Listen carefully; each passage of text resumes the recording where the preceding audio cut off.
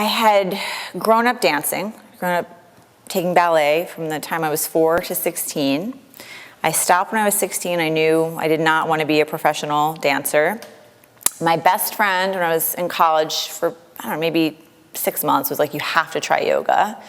I had tried a whole bunch of different things in the time between when I stopped dancing and when I began yoga. I tried gym classes and step classes and jazz classes, and I couldn't find anything that would draw me out of my head and into my body. I have a lot going on, and I need the physical to quiet that. And so I thought, because of the ballet and being flexible, I was like, oh, yoga, stretching on the floor.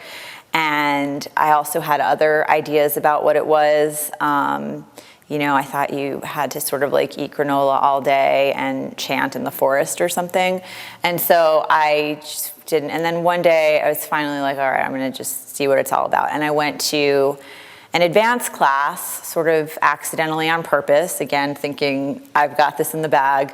And I was amazed. I mean, people were just doing things, and, I was like, really like, flexibility wasn't an issue, but I had no upper body strength, and people seemed to be hovering off the floor, breathing calmly. So I was hooked, and I started attending, regularly.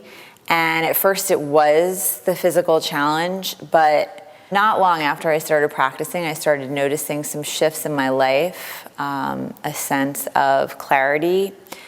I think beginning to tune in more to how I felt. I had spent a lot, I'm type A,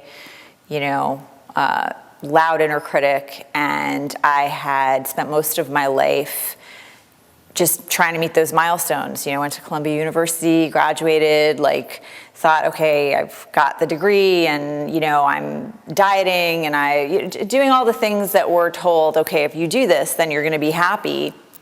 And it wasn't working at all. And so I just, disastrous relationships, and a lot of, couldn't really figure out, what is my calling? What am I doing here? What do I want? What makes me happy? I just didn't have a clue about any of that, or how I felt most of the time. I was distracting myself all the time. So, or numbing, or running away, or denying, but not just dealing with, what was going on for me, what was real for me. And I started to sense, after I'd been practicing for a while, it wasn't a number of weeks, it was, probably the first year where I started to really sense more peace and a little more awareness, and kind of the ability to slow down and figure out how I felt and what I wanted.